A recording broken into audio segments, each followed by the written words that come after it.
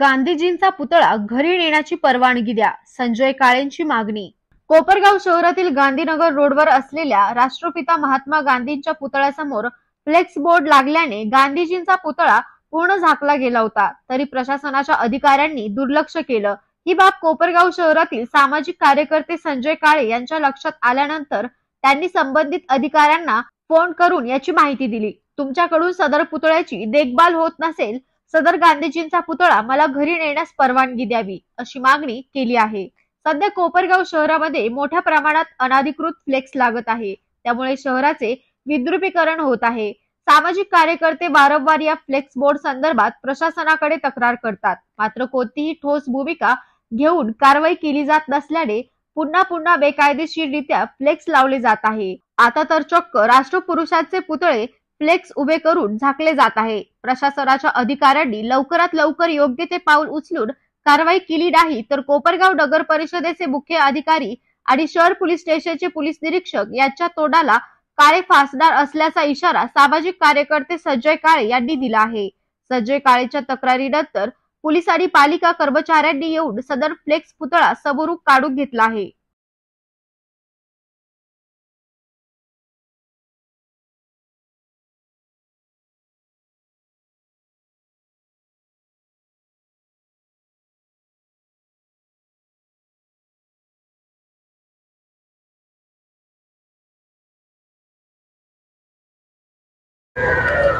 कोपरगाव शहरातील गांधीनगर भागामध्ये राष्ट्रपिता महात्मा गांधी यांचा अर्धाकृती पुतळा आहे। या पुतळ्याच्या समोर कोपरगाव शहरातील एका राष्ट्रपुरुषाने आपला फ्लेक्स लावला, जो फ्लेक्स महात्मा गांधींच्या चेहऱ्यासमोरून केवळ 1.5 फुटावरती होते, 1.5 ते 2 फुटावरती होता। मी कोपरगाव नगर परिषदेचे मुख्याधिकारी आणि पोलीस इन्स्पेक्टर देशमुख यांना फोन करून सांगितलं की तुम्ही राष्ट्रपिता महात्मा गांधी यांचा पुतळा सांभाळू शकत नाही, हा पुतळा मला घरी नेण्याची परवानगी मिळावी।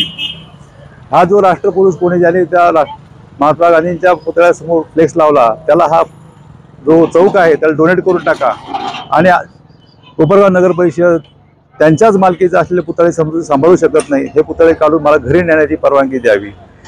या आव्हानानंतर कोपरगाव नगर परिषद आणि पोलीस स्टेशन दोघेही जागे झाले आणि त्यांनी हा फ्लेक्स काढला। आता कारवाई करणार की नाही माहीत नाही, गुन्हा दाखल होणार की नाही माहीत नाही। राष्ट्रपुरुषाचा अवमान झालेला आहे।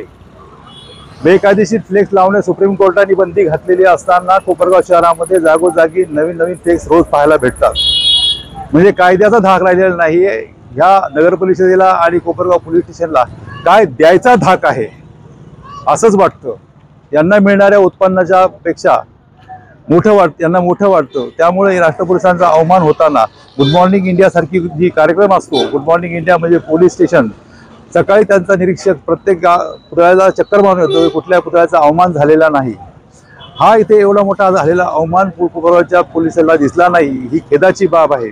भविष्यामध्ये जर अशा प्रकारे राष्ट्रपुरुषांचा अवमान होणारे फ्लेक्स लागले तर मी स्वतः कोपरगाव पोलीस निरीक्षक तसेच कोपरगावचे मुख्याधिकारी यांच्या तोंडाला काळे फासल्याशिवाय राहणार नाही।